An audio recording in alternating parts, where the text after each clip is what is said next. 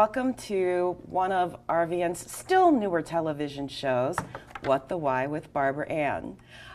If you haven't seen us before, our show features conversations with diverse leaders from all walks of life about why they do what they do and how they figured things out.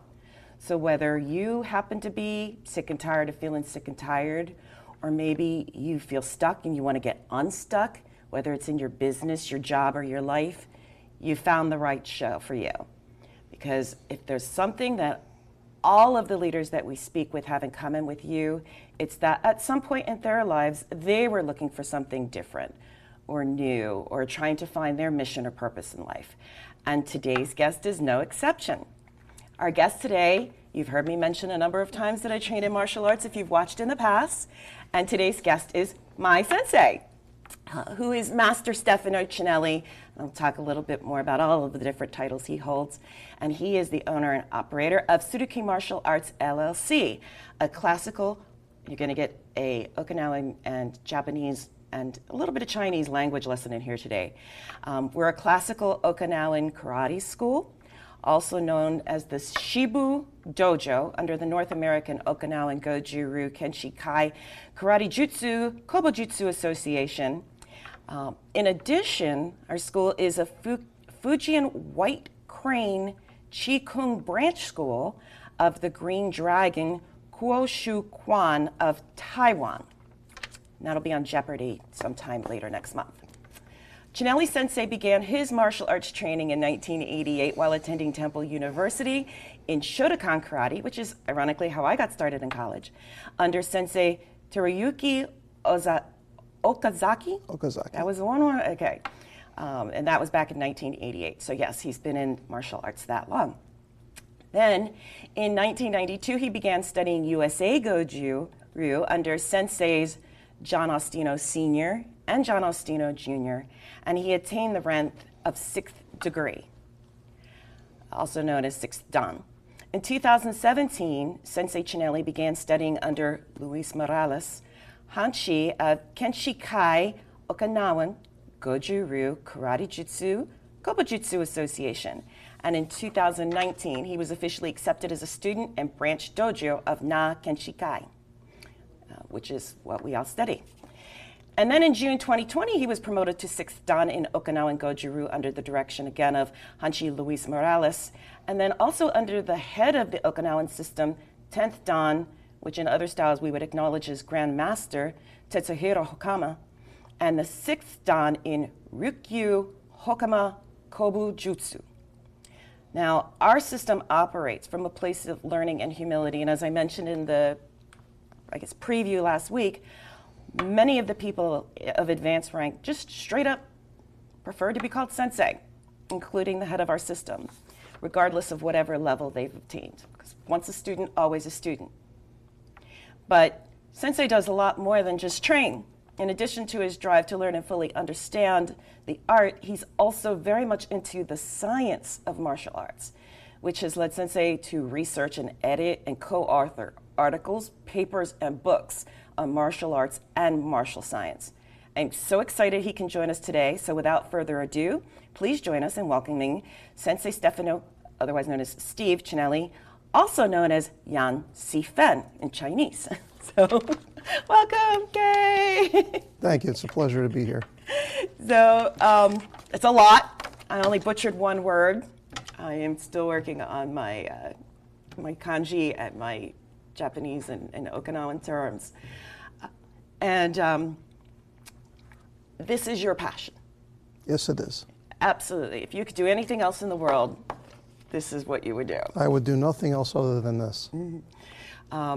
You started in 1988. I don't know if this is something that you've always wanted to do since childhood, but so tell our viewers, what is it that little sensei, pre-sensei, wanted to do when he was growing up?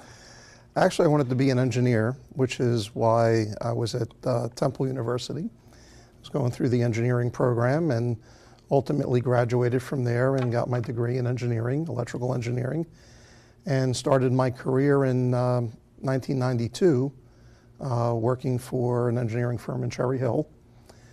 And having studied martial arts as a 2-credit phys ed class way back when. On my drive home, as I was still living in Philly at the time, I would pass by this dojo. So I stopped in one night, and that's how I met senseis Ostino Sr. and Jr. And it was a very welcoming, friendly environment. And I decided to take a few classes and then ultimately signed up. And hence the journey in the Goju world. Mm-hmm. And that was, again, not knowing at the time all the background behind it. That was the USA Goju system, which was a derivative of the Japanese Goju system under Gojen Yamaguchi.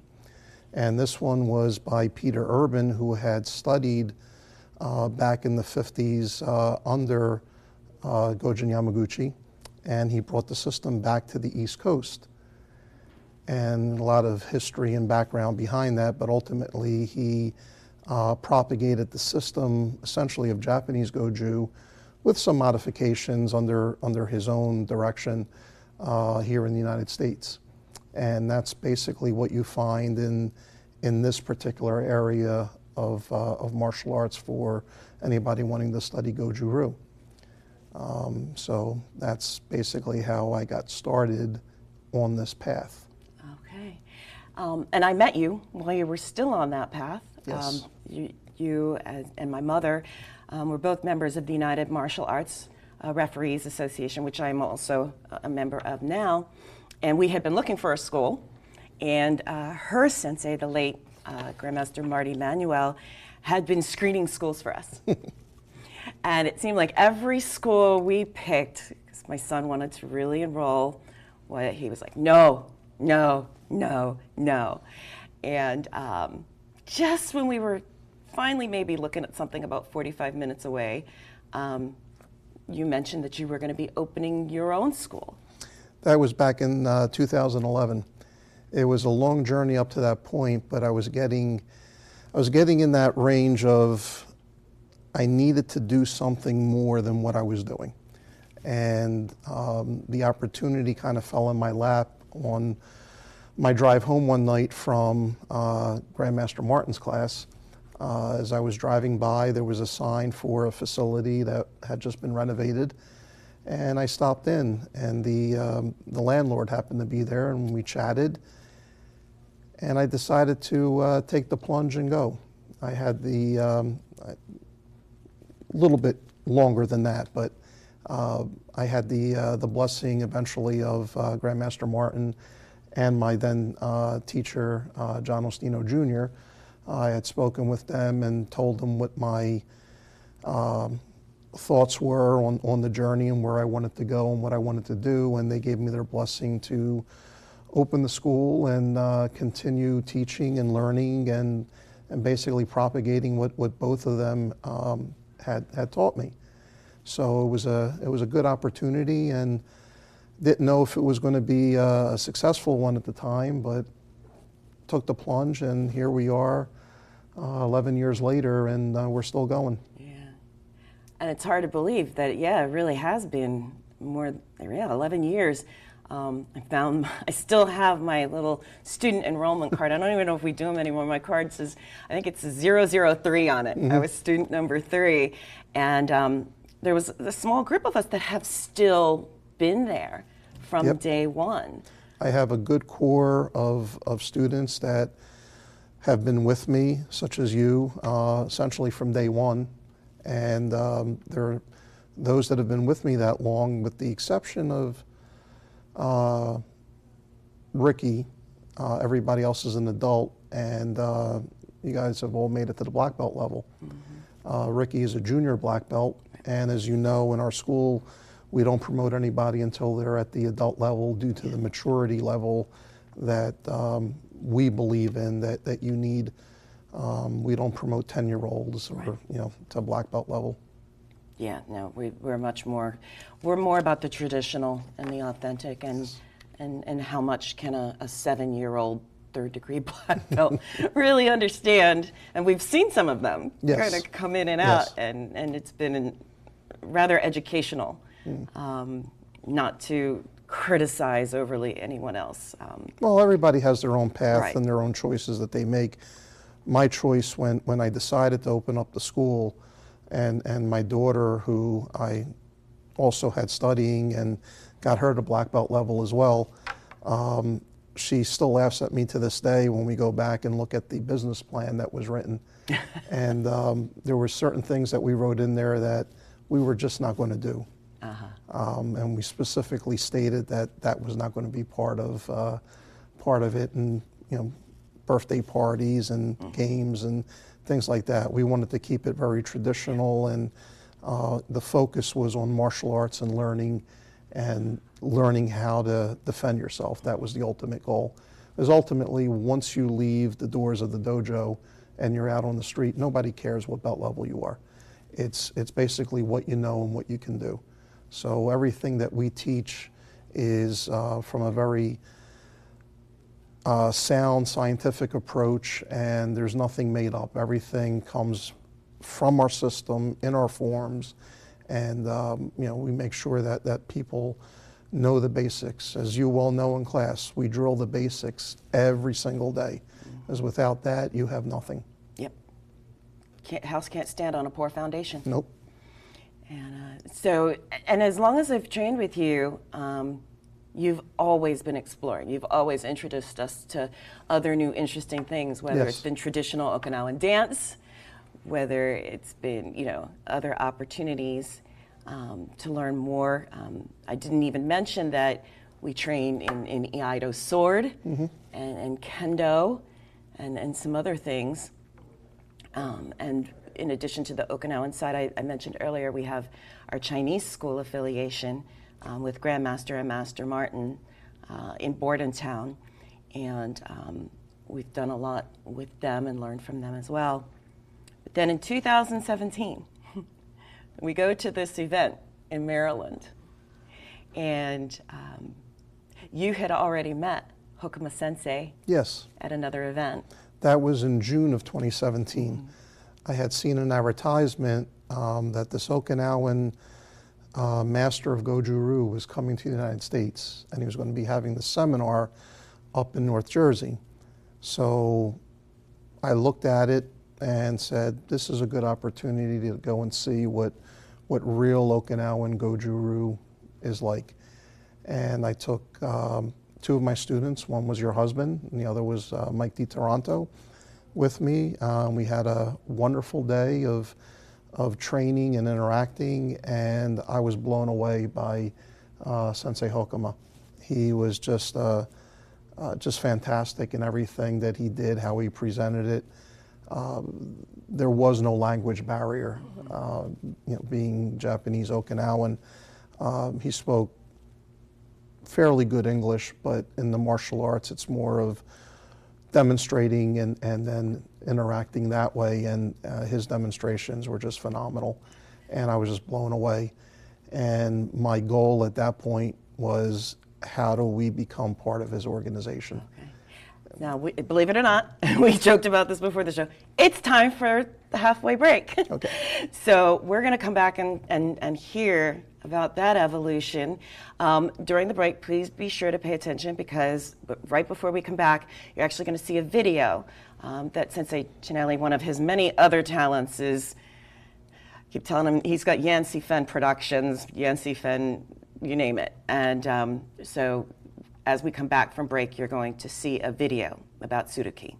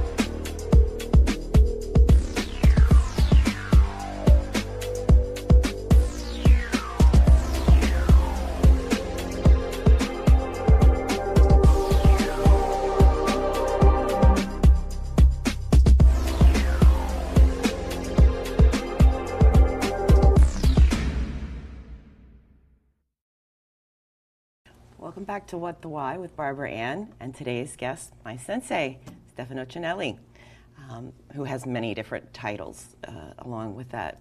So you got Sifu, you've got a whole bunch of other ones in there as well. But as I mentioned earlier in the episode, we're always a student, so the title isn't really the emphasis. But you got to meet Hokuma Sensei. Yes, I did. And the spark had been lit. I'd been searching for something. I didn't know what that something was. And once I met Hokuma Sensei, I knew that that's what I've been looking for. What he was showing in the martial arts was completely different than anything else I had ever seen. And then fast forward to October of 2017, there was another seminar in Maryland, and a few of the people that were there I had known. One person I knew personally, the other ones I had known by name. And I saw that Hanshi Luis Morales was going to be there to teach. And at that point I said, all right, let's go, road trip. We went. And we took a bunch of students down there. You guys were brown belts at the time, and we met Sensei Morales, and we struck up a nice conversation.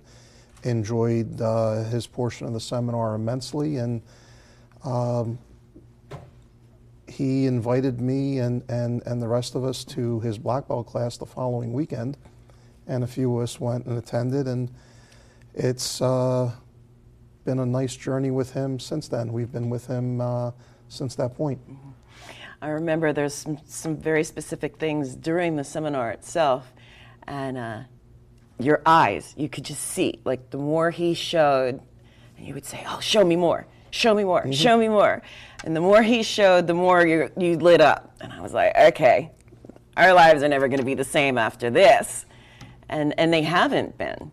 No, and it's been a new fork on the journey. We have to go down a different path, and a lot of the things that we had originally thought we knew, we had to relearn. Some things we had to modify, but for the most part, the base was sound. It was there.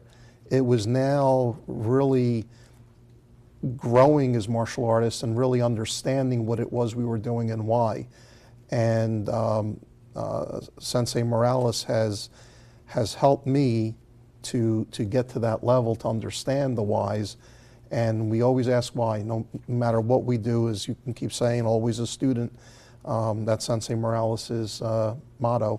And we never stop learning. It's a constant evolution.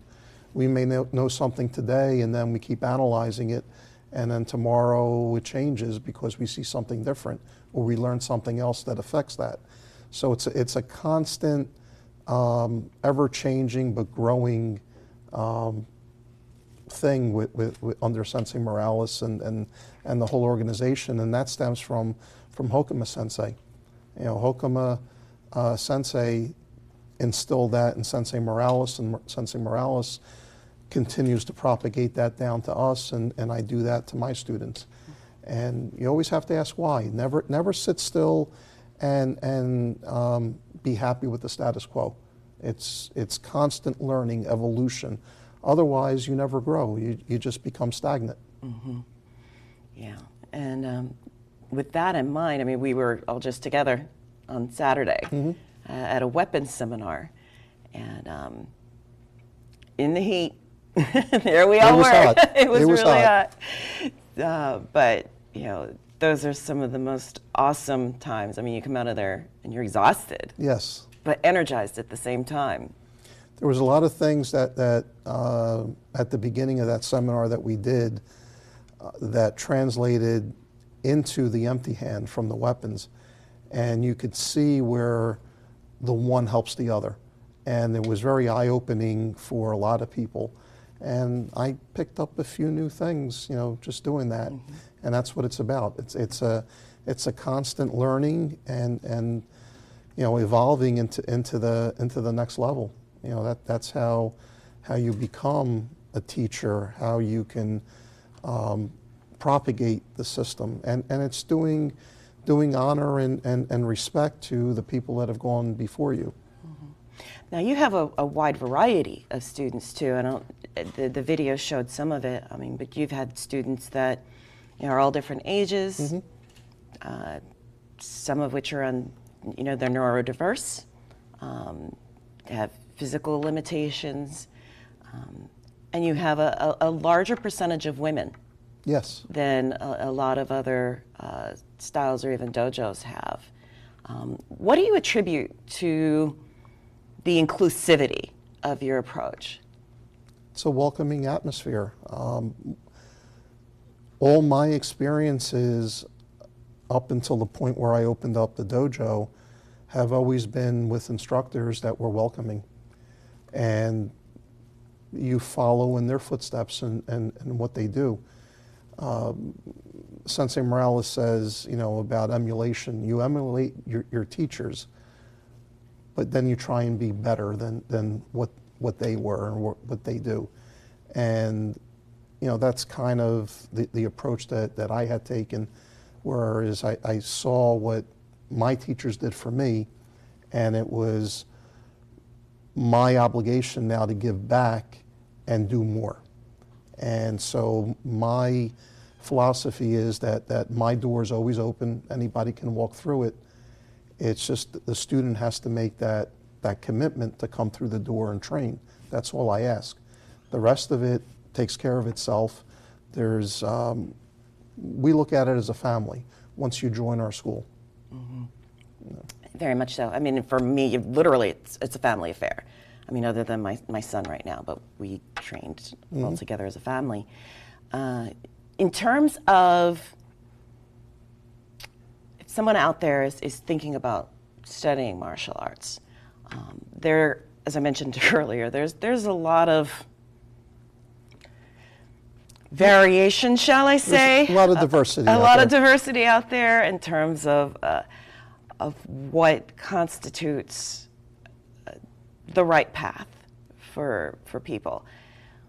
What's one myth in particular, or even more than one if you have to share, that you would like our audience to know about martial arts? I don't know if there's any particular myth per se. It's more about finding the right location, the right system, the right style for you. Knowing what I know now versus what I knew when I first started, do your research, evaluate, go take a few classes, see if it's something that really fits what it is you want to do. I always offer people free classes. Come in, take a class, see if what we do and how we approach it is what you're looking for. For some people, it isn't. We're not about rank. We're not about getting you to that next belt level and charging you ridiculous fees.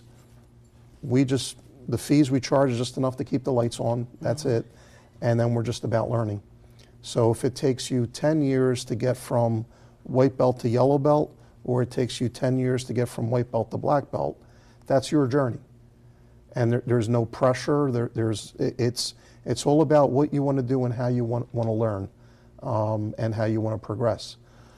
Other schools have different philosophies in how they do it, and each school is different. You just have to evaluate and see what fits into your lifestyle. As I mentioned earlier, I don't promote children to black belt level. So if that's something that you're looking for in your path, that you want your son or daughter at a very young age to have that black belt, we're not the school for you. But if you want your child or yourself to learn and understand the martial arts and understand how to defend yourself, then come see us, because then we're the school for you. Because it's not about rank, it's about knowledge. And believe it or not, we are out of time. So that is the perfect note to end on. So thank you so much for taking time out of your schedule, because I know we've got open class tonight, to share your story with our viewers.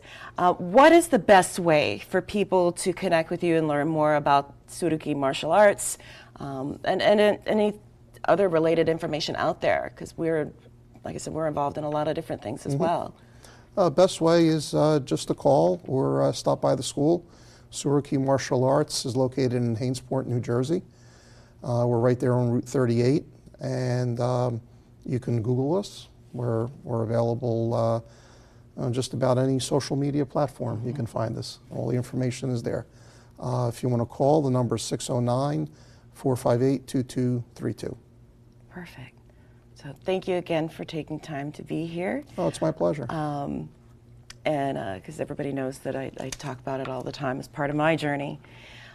So next week, we have another person who is actually a much smaller part of my journey, but a part of my journey. And so I'm excited to welcome Mary Lynn Harris. Mary Lynn is the Chief Knowledge Officer of End-of-Life Doula Services and the owner of Heart at Works, LLC. In addition to being a business and life coach, Mary Lynn hosts the national podcast, What Difference Are You Making?, which was the very first national podcast on which I ever had the honor of being a guest. So that was my journey with her. As if her multiple roles in the coaching industry were not enough, Mary Lynn is also the founder and chief creator of Sedona Pies. Sedona, yes, Sedona. Mary Lynn will be joining me from California as my very first remote guest. Suffice to say, you really do not want to miss what Mary Lynn or any of our upcoming guests will be sharing about how they figured out their whys. As a reminder, What the Why airs on Tuesdays and Thursdays at 1 p.m. and then on Mondays at 3:30 p.m. It's also available on demand at rvntelevision.com as well as Roku. So please remember, whether you are looking to make any changes in your life, no matter how big or small, please tune in for future informative and inspirational conversations with people like my sensei, Stefano Cianelli, a.k.a. Steve, a.k.a. Yancy Fenn, and others who decided they wanted to make a major change in their life and overcame whatever fears or obstacles may have been in their paths to achieve it, to find their purpose and live it.